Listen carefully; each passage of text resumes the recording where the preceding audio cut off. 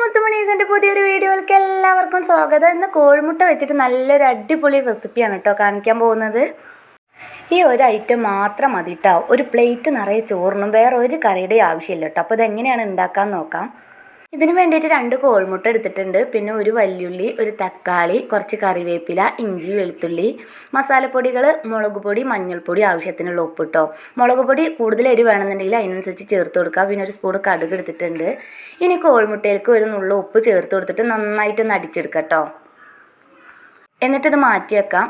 ഇനി മിക്സിയുടെ ചെറിയ ജാറിലേക്ക് ഉള്ളി, തക്കാളി, ഇഞ്ചി, വെളുത്തുള്ളി, കറിവേപ്പില എല്ലാം ചേർത്ത് കൊടുക്കാം. നന്നായിട്ട് ഫൈനായിട്ടൊന്ന് അരച്ചെടുക്കണം. പിന്നെ മസാലപ്പൊടികൾ എടുത്ത് വെച്ചിട്ടില്ലേ, അതും കൂടി ഇതിൽ ചേർത്ത് കൊടുക്കണം കേട്ടോ.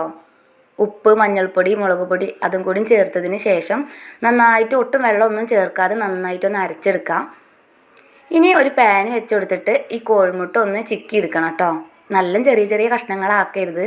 എന്നാൽ അത്യാവശ്യം കുറച്ച് വലിപ്പമുള്ളൊരു കഷ്ണത്തിൽ അങ്ങനെ ആക്കി എടുക്കണം.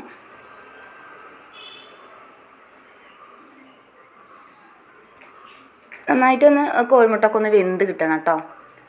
ഇപ്പോൾ ഇതിവിടെ റെഡിയായി കിട്ടിയിട്ടുണ്ട്. ഇനി ഇത് പാനിൽ നിന്ന് മാറ്റാം. ഇനി സെയിം പാനിലേക്ക് തന്നെ ഞാൻ കുറച്ച് വെളിച്ചെണ്ണ ഒഴിച്ചിട്ട് കടുക് പൊട്ടിച്ചിട്ടുണ്ട്.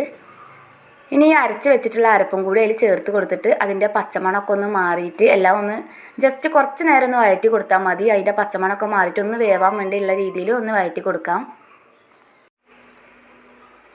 ഇപ്പോൾ ഏകദേശം ഇതിൻ്റെ പച്ചമണമൊക്കെ ഒന്ന് മാറി കിട്ടിയിട്ടുണ്ട്. ഇനി നമുക്കിതിൽ കോഴിമുട്ട ചേർത്ത് കൊടുക്കാം കേട്ടോ. കോഴിമുട്ടയും കൂടി ചേർത്തതിന് ശേഷം കോഴിമുട്ടയിൽ എല്ലാം പിടിക്കുന്ന രീതിയിൽ നന്നായിട്ടൊന്ന് മിക്സ് ചെയ്ത് കൊടുക്കാം. ഈ ഗ്രേവിയും കോഴിമുട്ടയും കൂടി നന്നായിട്ടൊന്ന് മിക്സ് ആവുന്ന രീതിയിൽ ഇളക്കി കൊടുക്കുക. എന്നിട്ട് സ്റ്റൗ ഓഫ് ചെയ്യാം കേട്ടോ. അപ്പോൾ ഇന്നത്തെ വീഡിയോ ഇത്രയേ ഉള്ളൂ.